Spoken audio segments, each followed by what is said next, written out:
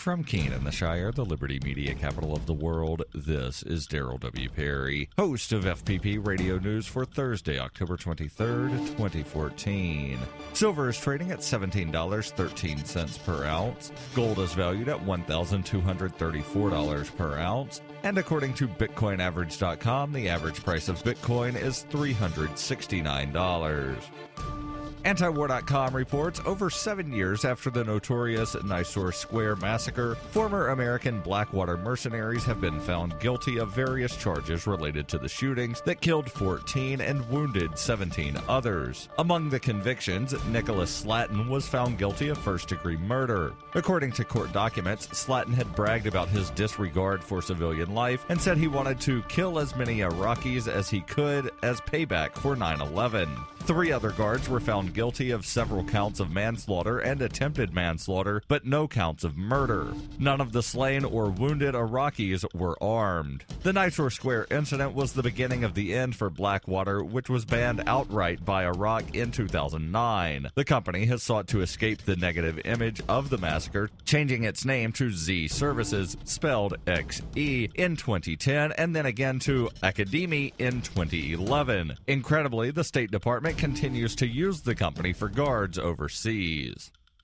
FPP Radio News is brought to you by Roberts & Roberts Brokerage. For over 35 years, Roberts & Roberts has been a trusted source for buying and selling your investment-grade precious metals. They now take Bitcoin for purchasing precious metals so you can turn your profits into a long-term investment. Call Roberts & Roberts today for knowledgeable advice on investing. 800-874-9760.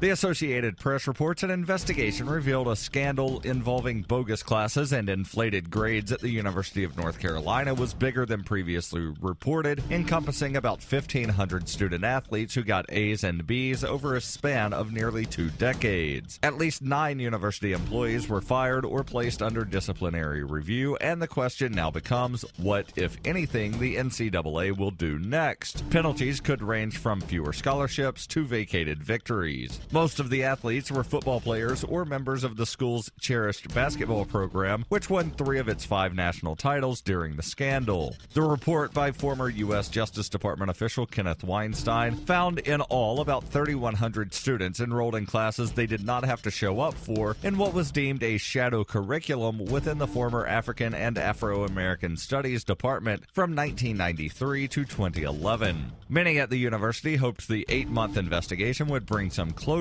Instead, it found more academic fraud than previous investigations by the NCAA and the school. Howard Gardner, a professor at Harvard's Graduate School of Education who studies cheating, said the UNC case stands out among academic scandals at Harvard, Duke, and the Naval Academy.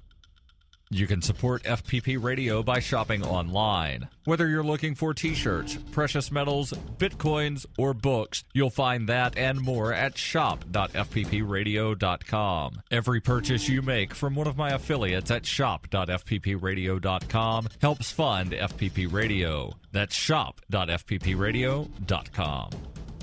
Reuters reports a veteran Illinois political reporter quit his job at the Chicago Sun-Times on Wednesday and accused the newspaper of bowing to pressure from Republican gubernatorial candidate Bruce Rauner by removing him from the campaign beat. Dave McKinney, a 19-year veteran of the paper who covered the state capitol, said in his resignation letter that the paper reassigned him after the Rauner campaign accused him of conflict of interest, which he denies. The Rauner campaign had asked the Sun-Times to disclose McKinney's marriage to a Democratic Party consultant when it ran the reporter's story on allegations Rauner threatened a former executive at one of his companies. McKinney said in his resignation letter, posted on his personal blog, that his wife was contractually barred from consulting on the gubernatorial race, adding that a disclosure of conflict of interest would not have been true. McKinney said the Sun-Times stopped assigning him to cover the gubernatorial campaign after publishing an article by him and 2 other reporters that alleged Rauner made bullying statements to the former executive who threatened to sue one of his companies. Sun-Times editor Jim Kirk said McKinney's reassignment was temporary and not orchestrated by the Rauner campaign. The newspaper last week reversed a 3-year policy of not endorsing political candidates. Its lone endorsement of the 2014 campaign was Bruce Rauner for governor. This has been FPP Radio News, online at fppradio.com.